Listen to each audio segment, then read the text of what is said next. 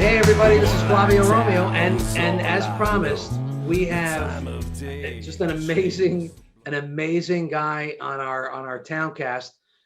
1980 graduate of Hawthorne High School, born and raised in Hawthorne, and the whole reason why this whole thing fell together is because just a few days ago, and by the time this thing airs, it's going to be a week or so ago, Richard Branson traveled out into space, and our next guest, this guy, worked on the project, and the journey is amazing. So I'm going to bring in Ron Verderame. Thank you so much for coming on. Yeah, I know that you're in between projects right now, right? You went from you live in Hawaii, mm-hmm. Yeah, and you're now in LA.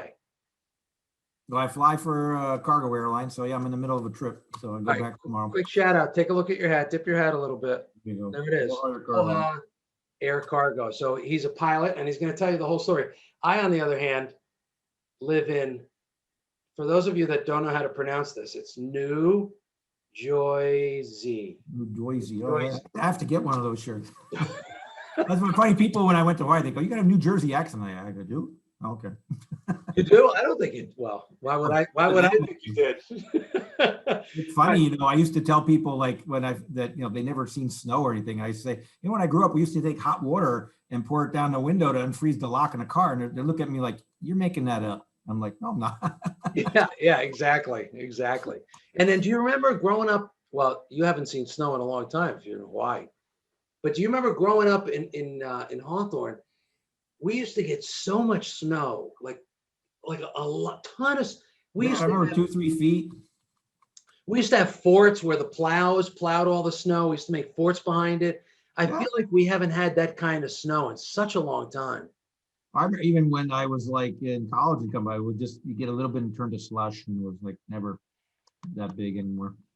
Yeah. So all right. So here you are. You graduate. Well, you grew up in Hawthorne. You were born and raised in Hawthorne, right? Where'd you go to school? I went to start out Franklin School from K through 5, and then when they built, the addition onto Lincoln School, at one point said, "You're going there now," and so I went from 6 to 8 there, and then went to high school. Yeah, so, and I remember that because I went through Lincoln from K through 8 because I grew up right across the street. On remember, like a whole bunch of us new kids came in. Oh, where are those guys from Franklin? All of a sudden, it was like an onslaught of. It's like, how did this happen? Yeah, we had no choice. They told us. What's funny is to us, it was almost the same distance because it was about a mile. I was walking a lot of time. It used to be a mile to Franklin, and it was about a mile to Lincoln. We're like, why do we have to go there? And they're like, because it was bigger school, Yeah. And for you guys listening that didn't know about Franklin School, it's right by the Hawthorne Pool. Now it's like a condo building or something, right? Yeah, now it's the Franklin Commons. Guys living in the Franklin Commons, you live in an old school, all right? Let's not make it fancier than it is. It's a school. It's an old school. No, I remember going there, yeah. So you graduated Hawthorne High School. Yeah. I was going to say, then for high school, I lived around the block. I was one block around the high school, so I could walk I could hear the bell, and then I'd run to make sure I wasn't late, What street were you on? Buena Vista. So it's literally one block. Wow. On the other side. Nice. So that was good. That was like a rude awakening for me. I grew up on Post Ave, so if the bell rang at 8:30, I'd get up at 8:20 and be on time. Right. And then all of a sudden we had to walk, and it was like, what do you mean we have to walk all the way to the high school? Yeah. So you went Hawthorne High School. You graduated in 1980. What happened after? I went to Rutgers and got a electrical engineering degree there. Did you want to be an engineer? Was that your goal? Well, kind of. I was always interested in science and working with my hands and stuff. But in high school I wanted to get into special effects. In the 80s, that was a lot of movies started coming out, and I was always into photography and stuff. So I thought that's what I wanted to do. But my parents were like, "No, you can't go to film school. Nobody works in Hollywood." Yeah, no. So I got an engineering degree, and then literally as soon as I graduated, I was lucky that my brother lived in LA. So I said, "Well, I'm going to go sleep on his couch and look for a job." And my parents thought I was just going to come back in a month, but I bought a one-way ticket and I went out there. Did you really? Well, I figured I could find a job. How hard can it be find a job right out of college, right? But the thing about Hollywood is, you know, a lot of jobs are because if you got to know somebody to get your foot in the door. I went around, dropped my resume off these different places. Nobody even talked to me. So I ended up getting a job working in aerospace because there's a lot of aerospace, you know, back then was really booming. Whoa, And whoa, then, whoa, whoa, whoa, whoa, whoa. How do you go from Hollywood to aerospace? well, because I had the engineering degree and they needed engineers. You know, it was, you all heard about GPS now, right? Back then that was an Air Force program and it was just gearing up and they were hiring engineers like right out of college. I went down as literally like a, you know, cattle call. They just had tables set up and everybody had a degree. They offered you a job. And so I went in and got a job working there. Had no idea what I was What doing. year was this? That was 1984. So not to bring up Aldous Huxley's book, but so in 1984 you started working on GPS systems? The Like GPS that? satellite system was an Air Force program. It actually started in the 70s. They ran a lot of tests, but they were just starting production. You know, they do years of testing and they know it's going to work. And I remember it was a military program and they said someday it'll have commercial purposes. And now like everybody knows that. we were building the satellites. That was, you know, factory down in Seal Beach, California. I think it's still there. So was that a bummer for you? Like going from I want to do I was special still effects? kind of looking, you know, I figure I need a job. My brother wanted me off his couch, you know. So it was kind of like, I got a job, I got an apartment, they paid pretty good. So I said, well, I can still look, you know, and out of the blue, I get a call from a place I dropped my resume off. And the guy said, are you still interested in a job? If you are, call me. I went up there and interviewed and he hired me. And it's funny because he told me later he said, well, I took a chance on you. Figured you have a degree and you work for Rockwell. You're not stupid, you know, so. He's a really good guy. I mean, so I worked there for it was a large video post-production company. So we did like a lot of music videos and commercials and TV shows. What was the name of the company? It's called the Post Group. All right, shout out to the Post Group if you're still around. If you work in Hollywood or LA, you probably heard of them. Everybody else probably never heard of them. But I mean, they were a large company, had 10 editing bays, and then we expanded into audio bays for music videos and all that because that was real big in the late 80s. So late 80s, if you were working on music videos, I mean, how many did you get? A lot of celebrities coming through the doors? Yeah, they would. Yeah, we occasionally, you know, brush up against them. They'd come in and you know, you see them in the hallway, or you know, sometimes I'd go into the edit bays because they need help with something. And so I met various people for like 30 seconds. You know, like Right. The Grateful Dead were there. Michael Jackson came in. I used to work nights a lot, and I was dating a girl at the time who did graphics, and she goes, "Yeah, he came in my room." And he was like hiding behind the door and he just said hi and then he left. And she goes, I go, oh, there you go. There's your brush with fame. Michael Jackson? I know why, because we remember the We Are the World video? Yeah. We did the editing for that. Did you really? Because what happens, we had some of these producers who do the music videos. There were a couple big name guys that did a lot of them. They liked using our facility because we all had the latest equipment. So, you know, they came in and occasionally when they're doing a music video, the band or whatever, come in and sit and watch while the guy's doing it. So that's why we would see these people coming in, like, because that one, like Lionel Richie came in. Not everybody, were certain people who were behind putting that together. So they all came in and did that one. And Prince did some videos there, and the Bangles, you name it, they did a video there probably. So you had a chance to at least see all these people coming through the door. Yeah, like, you know, I'm sure they had no idea who I am. They're not on a podcast like right now. You know, it's like you're the worker, you know. And some of it, what I learned real quick there is that some of these big name celebrities are really nice and just like, you know, somebody they talk to you and like, hey, how you doing? Even though they don't know you, right? And other ones, like, they look at like you're the hired help, you know, like Prince was like that. He walking down the hall one night, there's nobody there except me and the security guard, and the security guard was like, hey, Prince, and he just stood behind his bodyguard and walked out to the car and didn't even say hi. So yeah, that's time. Well, I was going to say, so I was still trying to get in the film part of the business because that was more what I want to do than the video.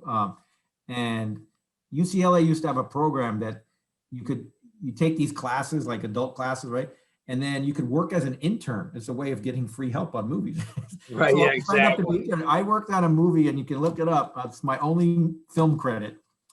It's called Martians Go Home. Randy Quaid. It was actually based on a famous book from the 50s. Martians Go Home. Yeah, it was about like this guy accidentally sends a signal to Mars and these Martians come down. And the movie is kind of a comedy that the Martians are played by comedians. And it was really goofy, bad, low production movie. Wait, But I remember Randy Quaid was one of those guys that, he did it as a side gig, and I was downtown LA at like 3 a.m. We're filming at night because I was just a production assistant. And I was playing chess with him because he was bored. with Randy Quaid? Yeah. Because, movies are a lot of standing around while they're doing the set and they're getting the lighting. And then, you do the shot for 30 seconds. Then he goes back and does whatever. And he used to like hang out with the crew and talk. He was a really laid back guy. Well, so, I could tell you that on IMDb. Yep, I'm on there. Let me see. All this virtual background, you can't see it. On IMDb, it's a 3.0, but you are on here. You do have a. Hey, you look up my name. It's my one movie credit. Yep. On Martians Go Home. So kudos to you. A dime for that. Zero money. And you ran into. Talk about coincidence. Talk about a small world. While you're out there, you ran into another class of 1980 Hawthorne High School graduate while you were out there. Tell me about that. Yeah, I ended up I left the post group because I got laid off when there was a downside. I worked for another company, Anderson Video, which was very well known from like the 60s and 70s, but they had their building was on the Universal Studios lot, right? They leased a building and I was working there. And one day I go walking down the hall and I see Greg Perler and I was like, well, hey, I know you. What are you doing here? And he's like, what are you doing here? Well, I work here. He was working as a film editor for Disney at the time, and they had some project that came in, and so that was kind of a coincidence. I think that was the time because he started after he left NYU. He just moved to LA, yeah. Yeah, he had just moved to LA, and I think the project was Beauty and the Beast. Oh yeah, I don't remember. Maybe, yeah. Yeah. I know it was a Disney project. I think it might have been Beauty and the Beast. So, and he's been doing it ever since. So now you're working for this group. The group lets you go. Is that what happened? Yeah, there was a big layoff, so I got laid off. What happened next?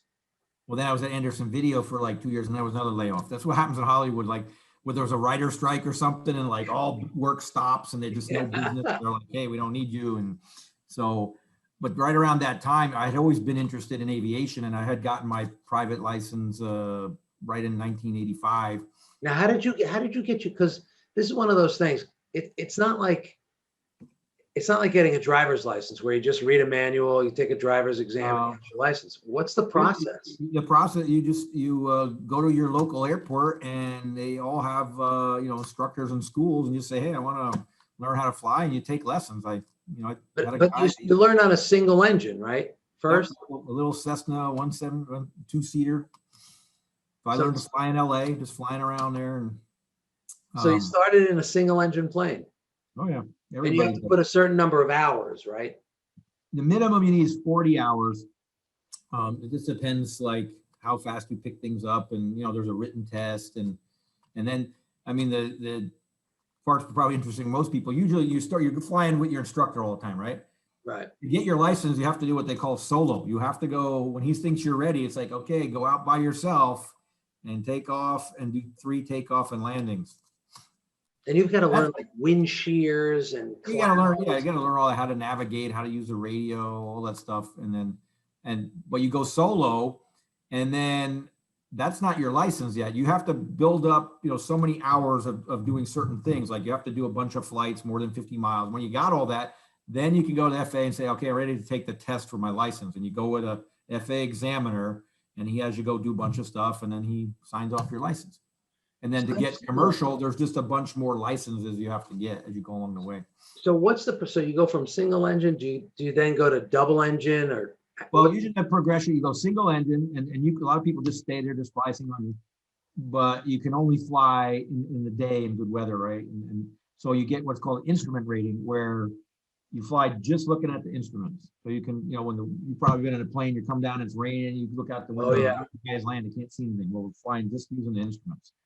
So that takes a minimum of 40 hours of training, usually probably more. You learn how to do all that, and there's another test.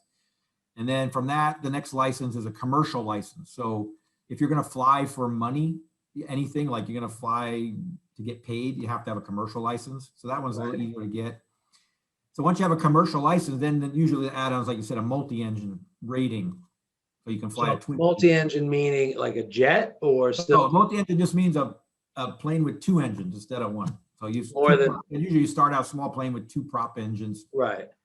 and then you could get a job doing that. There's a lot of jobs with small planes like that. Back in the day, then they used to fly checks every night to banks. That was a big job, a start out job. Guys would fly checks from city to city. Don't do that Really? anymore. Yeah. That Now was, it's now the job is flying Amazon boxes. So yeah, right. FedEx hires all these, like when I was in New Mexico, all the stuff comes to Albuquerque and has to get to all these little towns. They have all these little small planes because they don't have a lot of boxes going, but they have to go every day, right?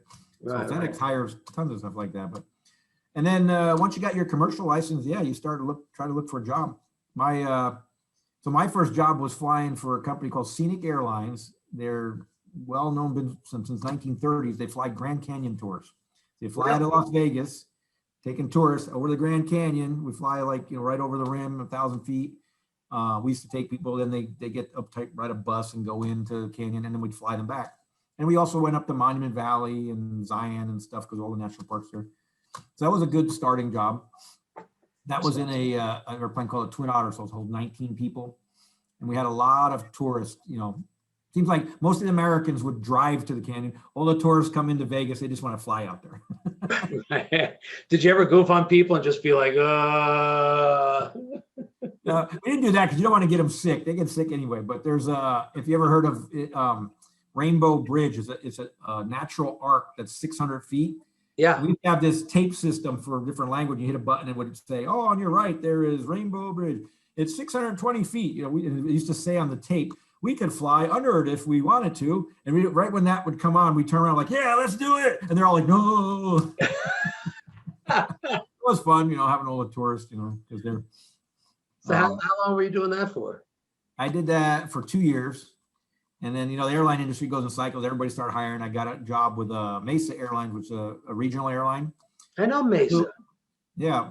Arizona, right? Arizona based? Well, originally, but then they started buying companies and they expanded all over. Like a lot of times you might not know, like if you get on US Air Express, 10 years ago, Yeah. look at tiny little letters on the door say operated by Operated by, yeah. We used to have now those, operated by Air Wisconsin or SkyWest. we So had those out of Newark. Right. So those are the regional airlines. They worked under an agreement with the majors, right? So I Yeah. worked for Mesa, and the first 6 months they sent me out to Pennsylvania. They said, "You're going to go to Du Bois, Pennsylvania." And I'm like, I'm Ooh. from back east. I don't know where Du Bois, Pennsylvania. I thought Du Bois was in like Louisiana or something. They go, "No, it's right in the middle of Pennsylvania."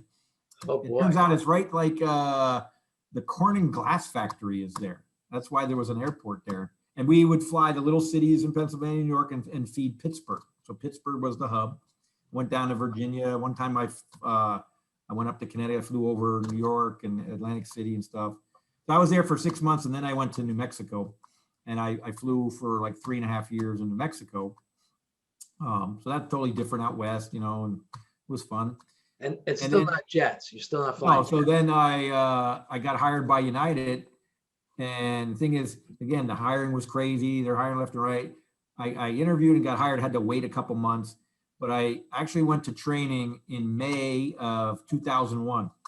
So I spent the summer training, because it takes about 2-3 months to check out on a jet. And then my first month of flying was September 2001. I was actually in a plane in Denver getting ready to launch when 9/11 happened. Oh no. Yeah, so we were stuck there. It's kind of a surreal thing. It's like people were just starting to get cell phones, so we were getting a message on the plane, and it said something like, "There's a national airspace emergency. Get everybody off the plane and go back to flight ops." And we're like, "What's a national airspace emergency?" Right? So you had no idea what that was. Well, it was weird though, but we went into flight ops and when we get our paperwork, and there's a TV up there, but no sound. And I saw a picture of the towers with some smoke coming out. And there was, you're looking to blur because, I know the New York skyline. I'm like, "Oh, that's kind of weird." And I think at first they thought a small plane had did it and it was a fire. Absolutely. So we went out to the plane and we're loading up. And then this is like, an hour later, we're hearing all these messages coming. People are getting, people are calling them. We had a mechanic call up and tell us about, but anyway, what happened is that, that kind of devastated the airline industry. So a month later, I got furloughed, and I didn't fly for a year because nobody was hiring. Yeah. But that's how I ended up in Hawaii. It's kind of weird is that I was looking around waiting for the industry to kind of pick up again. And I had moved back to Vegas because I knew the guys at Scenic that I knew they would hire me back. I said, well, at least I can fly here until things turn around. Because they were saying, United filed bankruptcy. And at the time, that was the largest bankruptcy in history. And everybody said, United's not going to come back. They're going to go away. And I'm like, I don't have a job to go back to. But I saw an ad for a job in Hawaii. And it's funny, I had never been to Hawaii. It's always like, oh, someday I'll go to Hawaii, right? And they said, we're looking for guys like me who had a lot of turboprop experience at regionals, because the guy who was doing it was smart. He was realized that I'm not going to go anywhere for a couple of years, right? So hey, I can get this guy, hire him, and he won't leave, So I went out there and interviewed, and he hired me. So my wife and I went out there really with just a couple bags and said, well, we'll be here for a year or two. And it turns out we loved living there. And Aloha Airlines at the time owned the company that I worked for. And I said, well, I'll just go work for Aloha. They're hiring too. And then we bought a house and we lived there. Everything was great until 2008, the financial crisis hit. You might have heard a bunch of airlines went bankrupt. Well, mine was one of them. So wow. Aloha Airlines had been around 60 years. A lot of locals worked there, and they just got caught up that they were losing money and they were owned by these investors. And they had people who wanted to buy them, but because of the financial crisis in Wall Street, nobody could come up with money to a bankruptcy court. Yeah. So they just sold off the pieces. But ironically, that's how I ended up here, because the one part that was left over is we flew cargo in our island too. Well, the state of Hawaii was worried that, they were going to lose that because they're islands and they have to bring the milk and the bread and everything. So Aloha Cargo was bought off by this other company. But they only hired back a couple people. So that's when I went to California, because there's no flying. We moved back to California, and I got a job in aerospace again from friends I worked. And that's doing aerospace. That's how it all ties in, right? So I knew some guys. I'm calling around, because no airlines were hiring unless you went overseas. And my wife was 3 months pregnant, so I said, I'm not going to go take one of these contract jobs where you're gone 20 days a month. She goes, I'll never see you, right? I said, yeah, you're right. So I called up a buddy of mine, and he worked at Scale, and I didn't really think they were hiring. He goes, yeah, we're hiring. Send me your resume. I'll give it to the chief engineer. And they interviewed me and offered me a job. It just so happened that they had a whole lot of engineers there, but they had no electrical engineers. They had one guy, and he was a smart guy, but he didn't have an electrical engineering degree. He was a technician, and they needed an electrical guy. So because it's kind of weird if you think about it. I've been flying for a number of years, and I had an engineering degree, and I worked in aerospace a number of years ago. And they took a chance to hire me just because, his word, and they're like, yeah, your resume looks pretty good. Were you nervous? Were you nervous that you didn't know what was? I don't know. What's funny because I went in there thinking they're not going to hire me. My buddy says, his boss says later is he always so laid back? He was really laid back in the interview. He was just real calm. A lot of these guys come in. Really want the job. Well, you know what it is because they get all these young guys right out of college, and it's this is the job they want. They've heard about this place, and they're real nervous when they come in. And I was just answering the questions. Yeah, this is what I would do. I would do that. Ask Goosey questions. I still remember he asked a question. He goes, "We're in this room, right? This conference." He goes, "What if I gave you the assignment? You need to fill this room with ping pong balls, and how and they're coming in these boxes on a truck. How would you do that? And you're like, well, that's a weird problem. You need to give an example." And he tells you later. He goes, "I wasn't looking for an answer. I just want to hear how you think, right? Because that's what I'm hired. That's cool. How do you approach a problem? And so what did you say? Do you remember what you said? I said, well, I'd probably measure the room and then measure the box and try to figure out how many are in the box and how many do I need?" And he was like, okay. All right. So he was just trying to hear the whole process. And I'd go get them and just start throwing them in the room. Yeah, it would be funny if all of a sudden it wheeled in, a truckload of ping pong balls. He had one too, it was classic. I gave it to my wife. He said, you have a cake and you need to, what was it? It's something about you got a knife and you can only make one cut, but you need to make even pieces. And the answer, I couldn't think of the answer. And the other guys in the room, I can't figure it out either. The thing is, you slice it in this way, not like that. It's oh, I didn't think of that. He goes, see, you have to think outside the box. Really? Nobody ever got that one right, though. I think it was his little thing that he knew the answer and you didn't. All right, that's good to know. So guys listening, if you ever come across that question, how do you slice a pie? It's horizontally. Now, it's something about equal volume pieces or something weird question like that. And you're like, oh, how would I do that? Well, go like that. Yeah. Think horizontally. All right. Outside the box. But anyway, that's how I ended up working on Spaceship Two, because I didn't even like, I was just happy to have a job because my wife's pregnant. I needed health insurance, right? And I said, I don't care. I'll just do whatever you guys do. And they said, well, we're going to put you on Spaceship Two. I knew they were working on it because it was kind of a secret program at the time, but because Branson didn't want a lot of publicity until it was going, right? So they it showed me it, and I figured I'm not going to work on that. They already started it, and it was already like a year. And I got there, and it just turns out the one guy was busy on something else. So they started giving me stuff, and next thing I know, I'm the electrical engineer on Spaceship Two because there is nobody else. And it was a very small group of people. I mean, people, you go talk about NASA, has hundreds of. We literally had like 35 engineers that designed and built Spaceship Two. All right, so you guys listening understand. Now, what year was this? 2008. All right, so 2008. You're going through this we're going through this financial crisis. How it affected me personally was Linens and Things was one of my biggest customers at the time. They went out of business. So 2008, big financial crisis. Ron's now looking for this job. He gets this job. So you understand, Spaceship Two is the Richard Branson project that took off early July for outer space. And it wasn't supposed to be that long a project. It was supposed to be like a 4-year project. 13 years ago. So now you get signed on. You look at this, and what did you think when they first said, here's the concept? What was that whole process? Well, the way it started, I don't know how many people now they kind of talk about now. There was before that in 2004, this guy came up with an idea called it the X Prize. And he modeled it after, remember when Lindbergh, they were do his flight, there was a prize for the first person that could fly solo from, New York to Paris. Yeah. It was a big aviation prize. It spurred all this competition in aviation. So he had the idea, like, we need to spur interest in private space. So the idea was the first company that could launch a vehicle to space and then do it again in 2 weeks would win $10 million. $10 million. Right. So there were a couple companies competing. Scaled Composites. My boss was famous. People probably don't know, is Burt Rutan. He designed Spaceship One just to win that, and he did it. And he did. And Branson, he had known Branson from some other projects, and Branson had came out and watched. There's some famous pictures of Branson and Paul Allen, because Paul Allen was secretly giving money to Burt to fund it.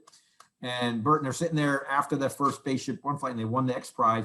And Branson tells this story that, he went to dinner with Burt, and he said, I want to do this commercially. I want to sell tickets to people so everybody can experience this. And because he tells the story, he's always wanted to go to space himself, right? And this so is he came to Scaled, and Burt was smart. He's like, I get billionaires to come and give me money to build stuff that I like doing. So he's like, yeah, they signed a deal back in 2004, and that's when he coined the name Virgin Galactic. He started a company. There was no company, right? But that's when it started. It was 2004. 2004, yeah. Branson will tell the story, probably published somewhere, that he got the idea then and signed a memo with a memorandum of understanding or something, and they started a company, and they came to Scaled, and they said, okay, we want you to design a spaceship. At first, it was going to be a little bigger. They settled on it's going to carry 6 passengers and 2 pilots to bring people to space. And, they pay a ticket. What he's advertising now, you pay a ticket and you're going to go to space. And Scaled started building it probably by the time it got going, probably like 2006 is when they really started. And first they had, if you've seen the videos, there's the mothership, which we call White Knight 2, which carries Spaceship. So they built that first. And it's a big airplane. It has a 100-foot wingspan, and it took over a year to build. So they built that first, and then they started to design Spaceship and so. But I got on, like, when I came out in June of 2008, they had not done the first flight on the mothership yet. They were just about to do it. They were going to do it in July, and then it got delayed until like August. So I was there when they did the very first flight on that. And then we did flight testing on it, had to do a number of flights. But we literally started building Spaceship when I was there. They already had like designs on paper, but they hadn't built any hardware yet. So I was really there from the very beginning till all the way through, the first things we do, we call glide flights. You see how it's carried up underneath, right? Yeah. We would drop it, and they would just glide back down and do a lot of aero testing. And then eventually put a rocket motor on it and do rocket powered flights. And so that took a number of years to do, but I was there all through that. And then the way it worked is Branson hired Scaled, right? That's where everybody would come and hire us to build something for them.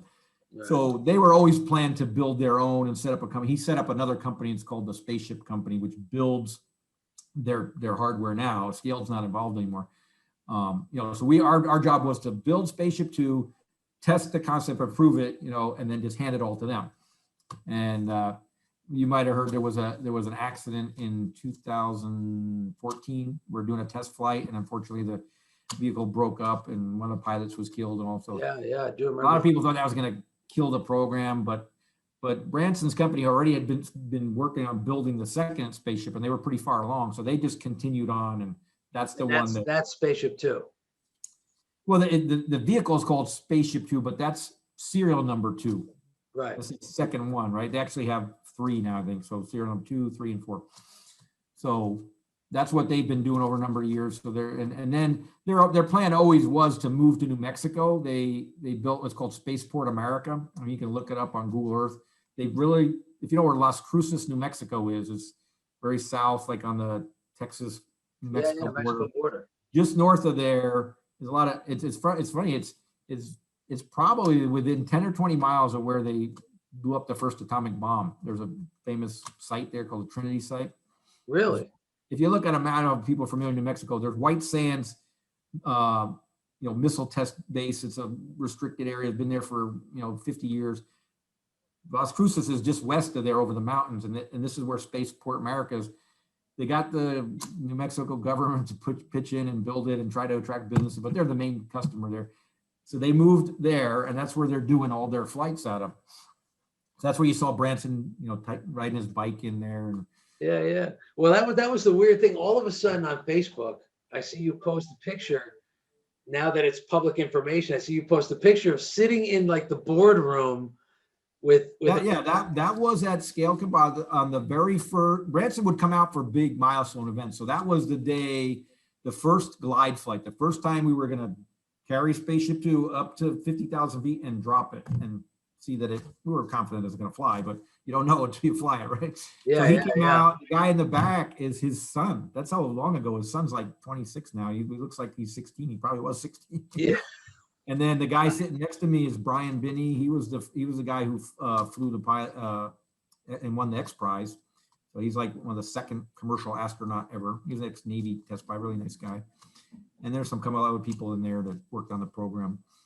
But it was funny because I'm gonna try to post that work. So if you look down on that page, one of the ladies I worked with, she had a picture looking the other way in the room that I'd never seen. And she goes, "Oh, I have this one." And she posted, you can see everybody else in the room.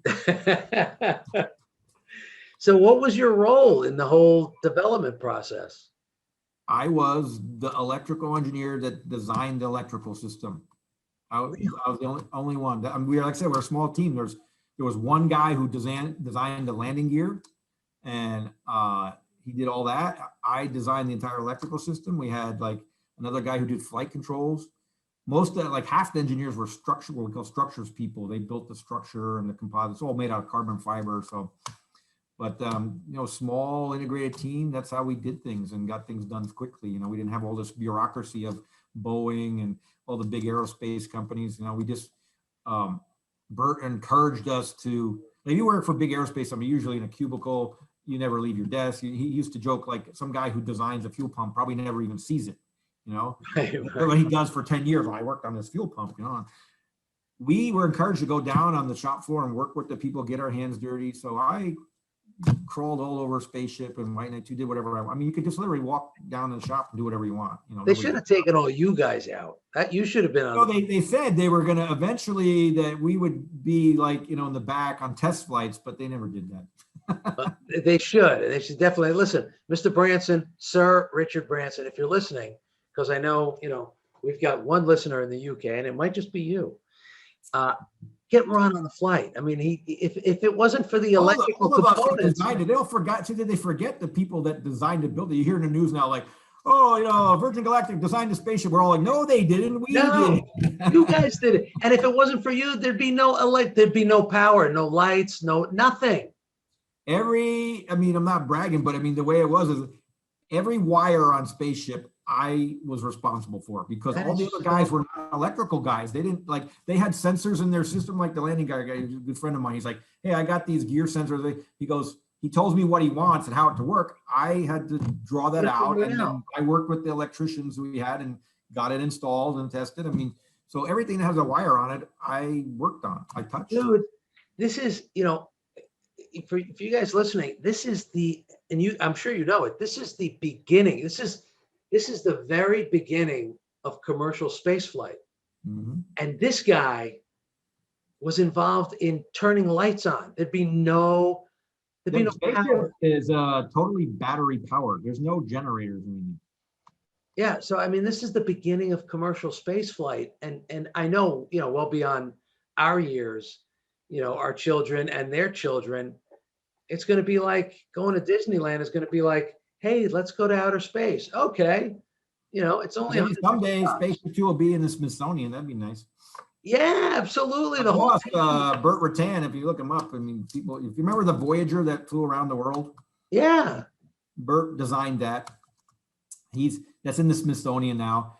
He's got like 4 planes in the Smithsonian over his career. He worked for 35 years, and he's retired now. But you should be part of the whole team. That picture that Spaceship One is in this. I don't know if you've been to the Air and Space Museum. Spaceship One is hanging in the Air and Space Museum, and so is the Voyager and some other things. Well, that picture that you posted where you're standing, it's right outside. It's outside, right beneath the plane, and you're standing right behind Richard. Oh, yeah, that was right after that. So all those people, that's the group of people that built and tested spaceship. I mean, that's the picture that they need to put in the Smithsonian with the initial plane. Yeah. Years from now, when they're flying 200 people to outer space. I mean, I could see. I'm sure Ron will be there sooner or later. For what you guys did, I could see, years from now, it's very clear, the space station will eventually become a resort, where people can go hang out there for a week. It's going to be like a space B&B instead of. Those guys already have ideas. Like there's some guy, was it Bigelow or some crazy guy, billionaire. He had plans of a space hotel. He's already planning. I don't know if he's ever going to build it. Yeah. His idea, yeah. Yeah, instead of an Airbnb, it'll be a space B&B. There you go. Yeah. For $200,000 a week up in the space. For $200,000, you get this little room. You get a little cube for a week. Yeah, there you go. That's amazing. So you worked on this since 2008. How did it feel? Like, did they have some kind of an event? Were you part of an event where they launched? And how did that go? Well, Branson's very, Virgin's very big about big, like, public events, right? So Yeah. What they call a rollout party, like nobody, they were very careful. They didn't want any pictures. All while spaceship was being built, and they start slowly talking about it. Nobody knows what it looks like except us, who every day work on it. So they invite all this press up to Mojave, and they have them in a hangar, and they had it outside the door, and then they open the doors and reveal it. That must have been so cool. Well, that was for the mothership. So that was, but for spaceship, they made even a bigger. They made like a Hollywood party. They rented this space at the end of the airport, and they built a building. This is a famous thing. There's a book that just came out about it. Imagine a big party building that's made of plexiglass, right? And they had ice sculptures, and they had all these people have tickets. The governor, Schwarzenegger was governor at the time. He came by. So the plan was right after the sun goes down, it's dark, right? So they had all these lights, and they got fog machines, and they had spaceship attached to the mothership, and it taxis in, and everybody's standing there. They had music blaring. It was like this big Hollywood production. Right. And then here it is. And that was the first time the press or anybody saw it. And so it made, and then they had a big party. But why it was a kind of more famous event is this was up in Mojave, California, which is north of Palmdale, Edwards Air Force Base there. They're famous for getting these really big storms in the winter. And this night, it was 60, 70 mile an hour winds. The winds were just howling, right? And we weren't at the party because we weren't allowed at the party, only the VIPs, right? And the fire marshal came in. Invite the people that built the plane. Yeah, well, there were a couple of them, but not us lowly people, They probably are afraid what we might say, but Yeah. anyway, Yeah. the fire marshal came in and he said, this building's unsafe. Everybody's got to get out of here. You can imagine all these people partying, drinking, like, we're not leaving here. And they're like, no, everybody out. And literally 5 minutes after the last person came out, the building collapsed. No. And they're all like, wow. Good thing So we it's left. crazy. Yeah, it's crazy. They talk about the great party night they had and the building Yeah. collapsed. That's because you guys didn't engineer the building. No, I would say they hired some company from Hollywood that, does these parties and all. And, Exactly. but there was every 6 months, every time there was a big event, Branson would come out and they'd have. So it was like after the first powered flight, the very first time we fired the rocket, that was a big deal. He came out and he actually hung out with us and there's like one hotel with a bar, and that's where everybody goes out because Mojave's like in the middle of nowhere. Yeah, it's a desert. He hung out, had having beers with him, talking with him. And What kind of guy is he? Is he a nice guy? yeah, he's very laid back. I mean, it's kind of guy I'm like sure he doesn't remember me at all, but because he met me for 5 minutes, but he'll talk to you. He's not like you're nobody. He seems like that kind of guy. Yeah, he's very very laid back and talk to anybody. So what happens now? Again, early July, this thing takes off. He beats Jeff Bezos, which he won't admit publicly that was his goal, but clearly. Well, I'm sure it was because they had just did a flight about 2 months ago, and I have some friends there, and I don't think they were planning. This was a surprise when I said like, oh, they're going up like next week. I'm like, wow, are they ready? I'm sure it was when Bezos announced. He's like, I gotta be there. Done. Yeah. What's going to happen? Bezos is going to go a little higher and say, well, you were first, but I went higher. Exactly. It's like Apple. Someone comes out with a cell phone, but they come out with a better one. That's what we call it, the battle of the billionaires. A battle of the billionaires. Now I saw an ad that Elon Musk was out there, and he said he has a ticket. I guess Branson gave him a ticket. He goes, I'm going to go on that thing. So, oh, really? He's going on the he didn't say when, but he just said he's going to go. He's going. Hey, this is Branson. He started trying to sell tickets. He started getting celebrities to say they were going to go. I know. He signed up Lady Gaga, and the plan was, you look this up, Lady Gaga was going to go on a flight and debut some new song in space at the in the 2 minutes that she's in space. I guess. Yeah. Hopefully she doesn't puke or something. It's a very short song. I'm sure she's never going to do it, but it was good. He knows how to do a PR. He does. He does. He is a PR champion, and I think he was selling. I think he sold a bunch of tickets for like $250,000. Yeah, well, that was the price. I heard the price went up. Originally, it was always $250,000, and I think it's a little more now. But I mean, there's a list of people that because you originally you didn't have to pay the whole thing. You had to put a deposit down of $5,000. So a lot of people did that.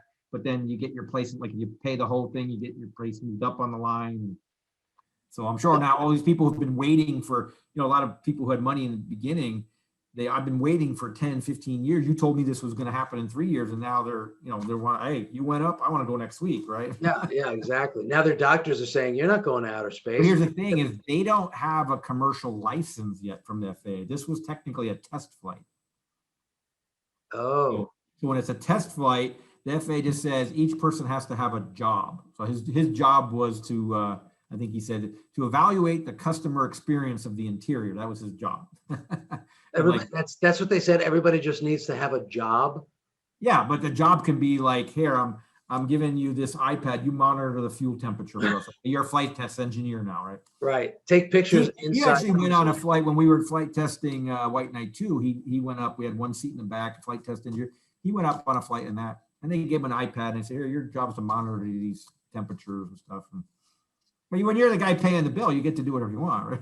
Yeah, exactly. Like, I'm going for a ride. Okay, yeah. When do you want to go? So was there any kind of fanfare for you guys, all the engineers, a couple of weeks ago or a week ago when it took off? Nothing. Most of us, I keep in touch with some people. Most of the core group, we don't work there anymore. Like a lot of them moved on to being in the desert. After a while, it gets old, especially if you're young and single. So they got jobs up in Google or for. Some work for Jeff Bezos, some work for Tesla or SpaceX. They went various places. There's still probably one or two people there in Mojave, but. And you went to Aloha Cargo. Well, actually, I stayed at Scale after they took over a couple years. I didn't leave till 2016. I worked on another project where people probably don't know, but you can look it up and you probably hear more about it. It's the biggest airplane in the world. It's called Stratolaunch. If you Google it, you'll see it. It's and that was funded by Paul Allen. That's why we joke like, oh, we went and got another billionaire to, build. Really? So Stratolaunch was designed. It's another kind of space thing. Is that to take a rocket? It's funny because everybody say, well, you copied. If you look at White Knight 2 and spaceship's in the middle, right? It's kind of this goofy looking airplane. It has these booms and you put something in the middle and the engines are on the outside. So Stratolaunch is like take that and put it on steroids and multiply it by 5. It's the largest airplane in the world. Has 6 747 engines on it, and it's a it's bigger than a football field, 380-foot wingspan. Because the idea was it was going to carry a rocket that could launch satellites to orbit. And the idea was, if like even today, if you want to launch a satellite, you're some company, there's only 2 places in the United States to launch a satellite, and you have to go to the government. You have to either Vandenberg Air Force Base or on the East Coast. And now there's, some, you can go to France and they launch satellites. But so his idea was to make it a commercial venture, like, hey, you come to us and we'll launch your satellite. It's like 2 airplanes glued together on the wings. Yeah, but it's not. I mean, that's why it kind of looks. What it looks like. That big empty space in the middle is supposed to carry a giant rocket. That's why it's so big. There might be some. Oh, is that right? You can probably find, if you look at images, you'll probably find some artist renderings of with it a rocket in the middle, what it's supposed to eventually do. But there it is. Yeah. That's the concept, right? For you guys listening, go to Strato, Strato launch. Google that and you'll see all the different rendering. Yeah, this is pretty amazing. So you worked on this as well? Yep. That was a fun project. I mean, it's we used to make a joke because a lot of people, when we started building it, is when you talk about building something, they're like, yeah. When we actually started building it and word got out, like they're actually building this thing, right? You start getting these people, they're from the government because they kind of look, like they're military guys out of uniform, from the Pentagon. All these people start coming from the building. And we had a little engineering office, and then you walk out a door and you're in the hangar where this thing is like in front of your face. Yeah. And my boss used to say, he goes, the first thing everybody says is, holy shit. They're like, this is huge. It's massive. If you ever stood next to a 747, I mean, it's a pretty big airplane, but this thing is like, imagine a hangar that's as big as a football field. Yeah. And again, it's probably not going to show. Yeah, I can see it. This looks like a silhouette, but you can. Yeah. I know you have to Google Stratolaunch. So is this hasn't taken off yet? Yeah, no, it did its first flight about 2 years ago. What happened is Paul Allen died and he never had any kids. He left all his stuff to his sister and she had no interest in aviation or a lot of stuff that he was into, and she sold off a lot of it. No. So about a year ago, a company who's like a defense contractor bought it, and they've been gearing up. They flew about a month ago, and my buddy said they're going to start flying more now. So you might see it in the news just because it's the biggest airplane in the world. They're like, oh, Stratolaunch is flying. Yeah. But it was built out in Mojave too. So I worked on that until 2016. And then I heard like, oh yeah, there's a pilot shortage. And I just said, hey, maybe it's the time to get back into flying again. That's how I ended up I knew Aloha Air Cargo was expanding and getting 767s. And I asked my wife, we were kind of tired of living in the desert there. And I said, if you could live anywhere, where would you live? And she said, I'd go back to Hawaii. I said, well, they're hiring there. I probably could get hired there. And so I went interviewed and we got hired and we moved back in 2017. So you're back in Hawaii and now you're flying back. Is it back and forth Hawaii to California? We have 2 flights. We do, one is for the post office and one is a lot of Amazon stuff. I bet. So we do LA, we go to Honolulu, LA and back and forth. The other one goes up to Seattle, then down to LA and then back to Honolulu. Now, are you flying 67s? 767, yep. So you graduated from your little single engine, double engine props. All of a sudden, you're flying 67s. Yeah, you work your way up. I mean, when I was working for Mesa, I was flying a 19-seat turboprop, typical commuter of the day. And then I went on, I flew the Airbus 320, and then I flew 737s, and now I'm the 767. So listen, for you guys that are out there listening, there's hope for you. So you can go out, get your pilot's license. You have to start with a single engine. You can't just. It's like any other job. You can't just all of a sudden become an NFL football player. You No. got to start from the bottom. If you just got into a jet, you'd be lost, because you've probably seen, if you ever look in the cockpit, people, Oh, you it's sit on a ridiculous. plane, can I stick my head in the cockpit? The pilots always let you look. And you'd be like, what do all these buttons? You see, you get little kids coming in, they're like, what do all these buttons do? It's like, Yeah, exactly. And it's the like, funniest thing I ever had once, I had some kids come in and they're looking at all the cockpit and we're like, you got any questions? And the kid point, what does that do? And I said, that's a flashlight because we have a little emergency flashlight. He's like, oh, cool. that's awesome. Well, I knew that you had quite an interesting Eclectic career. span from high school. And I mean, to go from working in Hollywood, as an engineer in a recording studio, watching Madonna and Prince freaking out and the Grateful Dead walking around, to all of a sudden working on Spaceship Two and watching that take off. I mean, there had to be kind of like just a self, I don't know, just how did you feel when you finally saw it take off and you saw the news? I think that was like for us, it was, hey, they finally did it because when, our goal was we were supposed to do a space flight that proves the concept and then we hand it off. And then because of the accident, that never happened. It was Yeah, kind of a thing like the project was never completed, never all the work and time we put in. And first we didn't know if they were even going to continue and then they decided they would, but we weren't involved anymore. But that's all our designs. All they did is build another one, right? yeah, And yeah, yeah. like the guy who designed the gear, he literally, if you can't probably see it good in the picture, he designed that from scratch. He just got a piece of paper and started designing the landing gear. I mean, he's a brilliant guy. He worked at NASA, and And that I'll put just, a plug in. He was homeschooled. it was homeschool. There you go. My Our, daughter was our, our, homeschooled. That's our my daughters were homeschooled. my wife is she homeschools my daughter. How old's your daughter? 12. Nice. Well, I strongly recommend it. And, this past pandemic, everyone was kind of forced homeschooling, but Yeah, but it's funny, like they did it in Hawaii too remote, but the teachers were lost. They didn't know. My daughter's like, they don't even know how to use like Google Classroom. They're like sending us stuff that doesn't make sense. I said, maybe you should teach them. well, that's It's great. like, I mean, so it was satisfying for us to see, hey, it finally made it to space and did what it was supposed to do, and it all worked. And And it all worked, and he got back safely. yeah, and so now they got to do a couple more test flights and hopefully get a license from the FAA. And their plan is then all these people bought tickets to start giving them rides. So Yeah, you got right. You got to start collecting the rest of the money.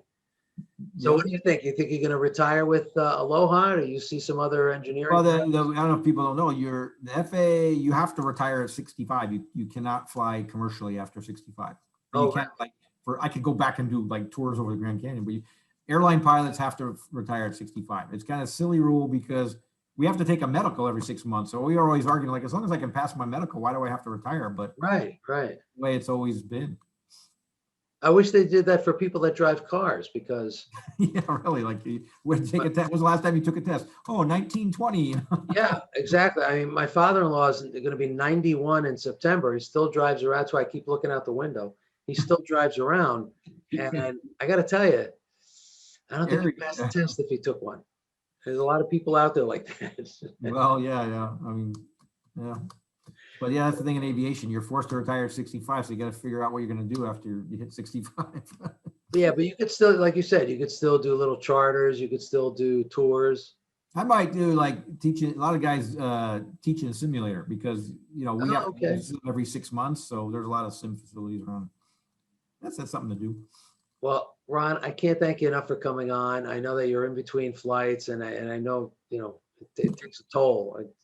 I've got, for what it's worth, I have over 2 million miles in aircraft this so You far. got more than me. In my Read the lifetime. total. What do you have?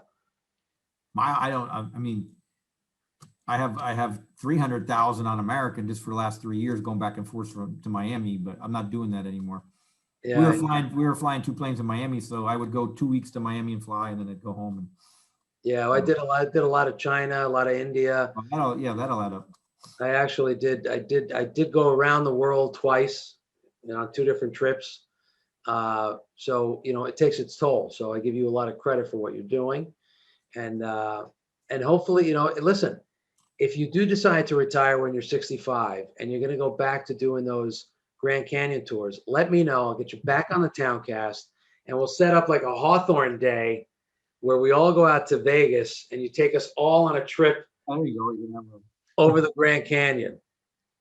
Yeah, if you've never done it, I mean, if you're out in Vegas, it's worth it. I mean, it's a 6-hour drive if you drive there, but you can just get in a plane and they'll fly you out there for an hour and get a good view and then come back. Yeah, it's worth it. Yeah. Ron, thank you so much. Again, guys, this is a Hawthorne graduate, 1980, and we would have had our reunion last year because of the pandemic. Now we're talking about at some point this year. So hopefully we'll get a chance to see you back in Hawthorne. Safe travels to you, and you know what? And God bless you for homeschooling your daughter.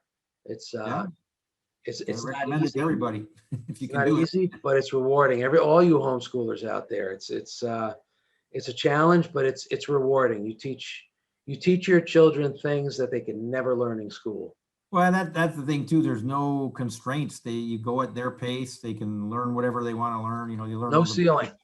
There's no yeah, ceiling. you learn all the basic things. But if that was the big thing. I remember when I was in school, like maybe you remember, if you were ahead of the class, you just kind of sat there and like, well, you know, you just sit there and let everybody else catch up.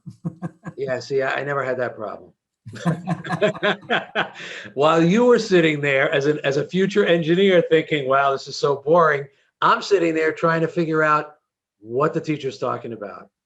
Yeah, that was English class for me. My wife, you know, she does all the spelling. You're spelling that wrong. Oh, well, I'm an engineer. I can't spell. Exactly. I could show you how to plug two things together, but I'm good at math. That's what I have a shirt that she gave me. It says engineer spelled like 4 times crossed down. It says I'm good at math. well, Ron, I'm gonna sign off. Don't go away, as I want to All say right. bye to you. So I really appreciate you taking the time, and I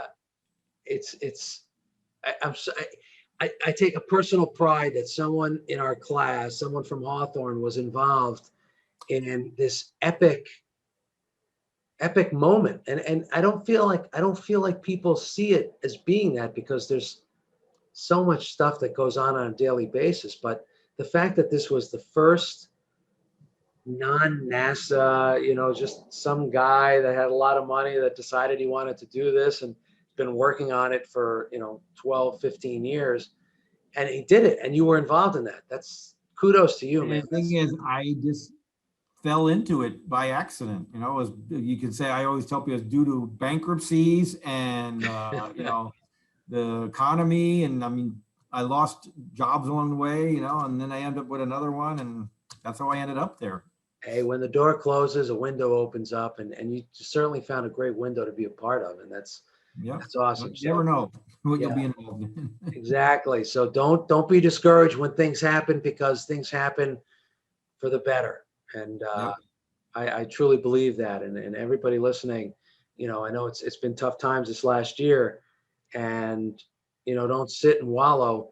Just look ahead, and who knows? You guys can be working on the next commercial flight to outer space. So, Ron, thank you so much for sharing your story. It's very awesome. All right, good talking to you. Yeah, and hopefully we'll see you again. Don't go away. All right, thanks everybody. We'll talk to you soon.